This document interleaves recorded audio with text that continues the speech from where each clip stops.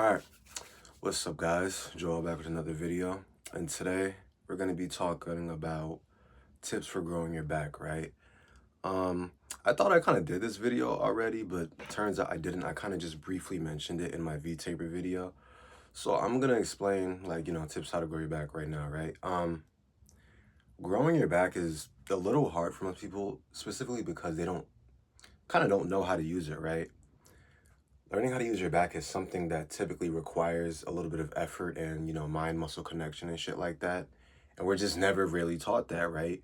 Kind of just going how we doing things, right? Like, for example, a bench press, you don't really have to try too hard to get your chest to do most of the work, right?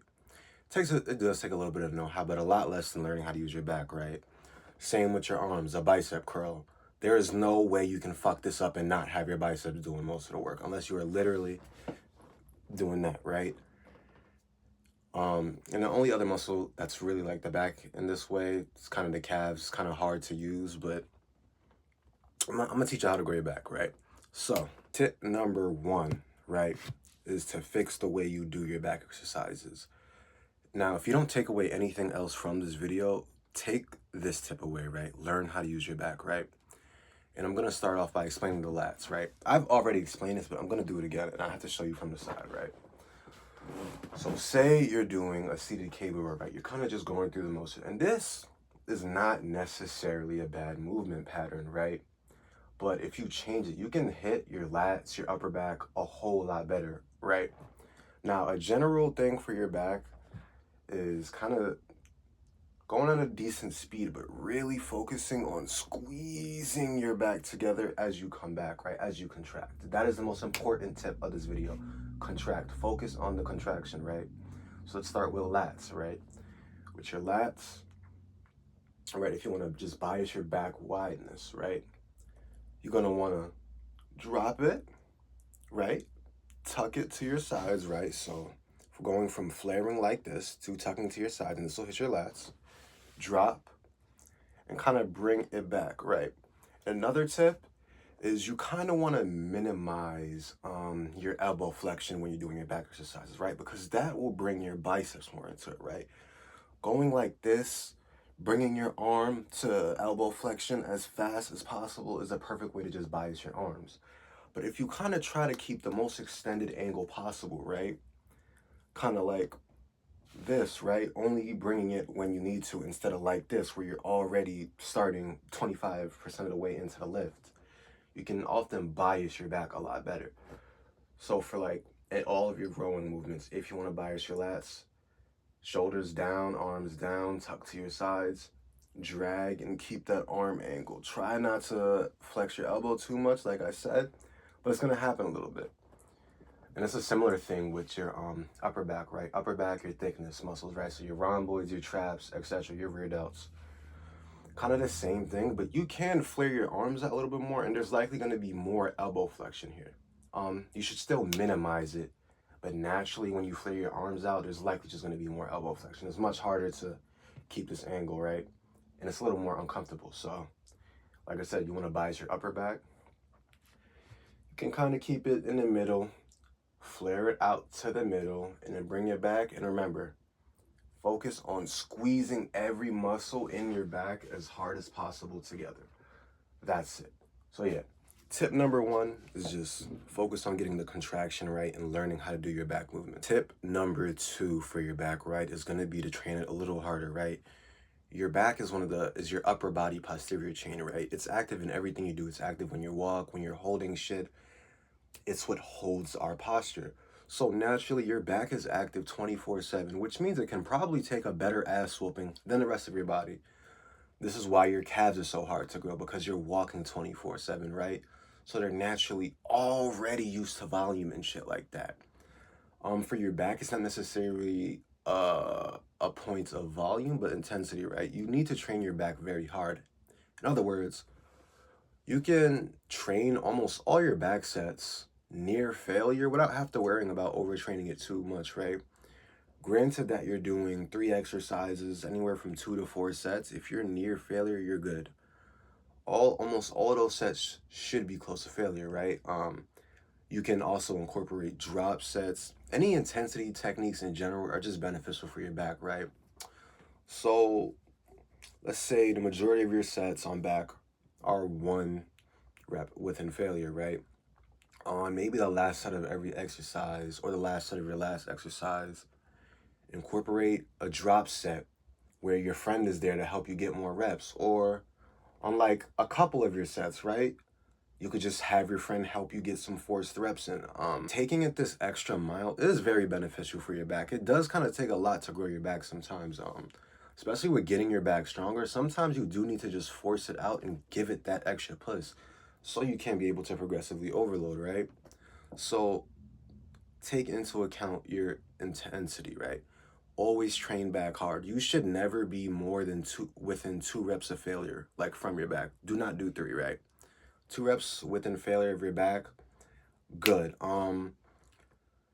You're doing more sets, 2 reps within failure is fine. If you're doing less sets, like if you're doing only 2 sets per exercise, like some intensity people should do, every set should be to failure, or it should include an intensity technique, right? All right, you say, all right, I hit 9 reps. I probably got another 3 reps in me, but I'm gonna get my friend to help me get these 3 reps. So like I'm still adding that intensity, but I'm not completely killing myself, right?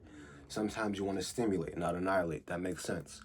But just train your back with intensity more than any other muscle. Anytime you're doing back and you want to give up and you're like 5 reps away from failure, remind yourself, you're not going to gain shit from that set. It is your back. Go the extra 3 reps. You don't have to go all the way to failure, like I said, every set, unless you're doing really low volume. But you do need to be close to failure. Number 3 for growing your back. This is a growing your back / an aesthetic back video. Is to kind of break up your back bias training in a certain way, right? So I think the most aesthetic type of back, the best looking complete back, the most well judged back in competitions is a back that focuses a little more on its wideness, aka your lat development, just a little bit more than your thickness, aka your rhomboids, rear delts, traps, etc., right? So if you're someone that has 3 exercises in your back routine, right, which is most people, they have 3 actual weight exercises. Make 2 of them wideness focused, and then the last one thickness focused, right? And I already showed you how to bias wideness versus thickness, right? And this is because in just getting a good looking physique, right? Your back wideness shows from the front and the back, whereas your back thickness only shows from the back. And it kind of makes sense that it's this way, right? There's more reward to having better looking lats, but it's harder to acquire them, right? It's a little harder to bias your lats than it is to bias, like I said, your upper back. We naturally do bias our upper back because it's more comfortable, but we do have to learn how to train our lats, right? So you can have something, and this is my routine, right? You can have something like a dumbbell chest supported row, right? Where you're on a bench. Let me kind of try to demonstrate this on my chair, right? Imagine this is the bench, and it's not the same, obviously, right? But you're kind of up against it, and you're doing this, right? That's like the first exercise that I do. You can do that, and then like a lat pull down, right? You can do any type of lat pull down you want. I like supinated lat pull downs. You could do the neutral grip ones, which are really good for biasing your lats. But yeah, you could do a lat bias lat pull down, right? And then you can do a cable row, where cable rows are, honestly, you could switch the cable row, right? The cable row is a little better at hitting your lats than a lat pull down, to be honest. But if you do want to hit your cable row and bias your upper back, it's probably the easiest way to do it without even having to think too much. Just do a row, have your arms flared just a little bit tucked, not too much, not too flared, just in the middle, and go back. And this is going to allow you to get a back that is wide, but it also does have the detailing. And whatever part of your back, I mean, you can break it up however you want, right? You can do more thickness if you want, right? It also depends on where you're at. If you have a really wide back, but you're lacking in thickness, change the ratio to 2 back thickness exercises and 1 back wideness exercise, right? But yeah, you can do it however you want, right? It's just what you need at that point in time. For me, I kind of just want to work on my wideness to focus on my V-taper, right? Like my V-taper is pretty solid considering I'm kind of chunky right now, but I still do want to get my lats up more. So I'm doing a routine that focuses more on my wideness, right? So you just change how you're doing things. And whatever you choose to hit less, like for me, I'm hitting my thickness less.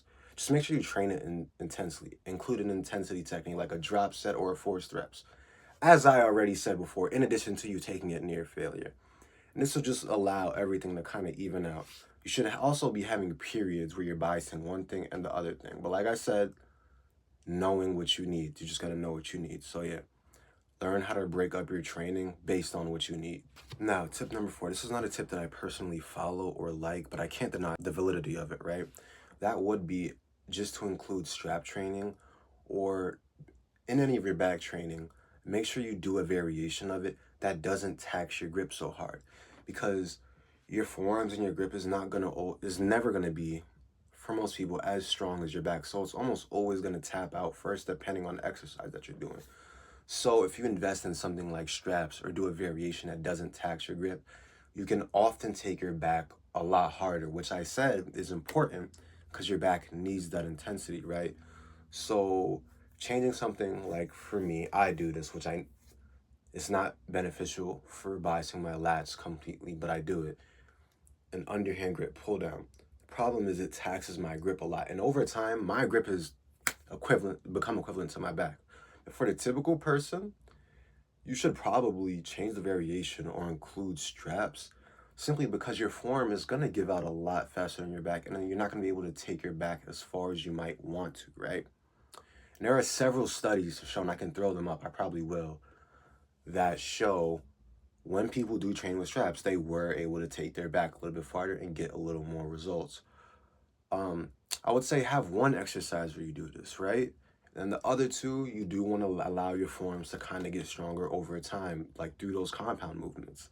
But have one exercise where it's just completely back focused, right? So the bench supported row, and then you get straps. Boom, you cluster fuck your lats, pure lats. Your form is not gonna fuck you up. Your posterior chain is not gonna take over, and you're forced to only hit your lats with just some proper cues. So adjusting how you do your back exercises in a way that doesn't tax your muscles is gonna help you grow your back a lot more, because you do need to take it that much farther, like I said, because it's your back. And there you have it, guys.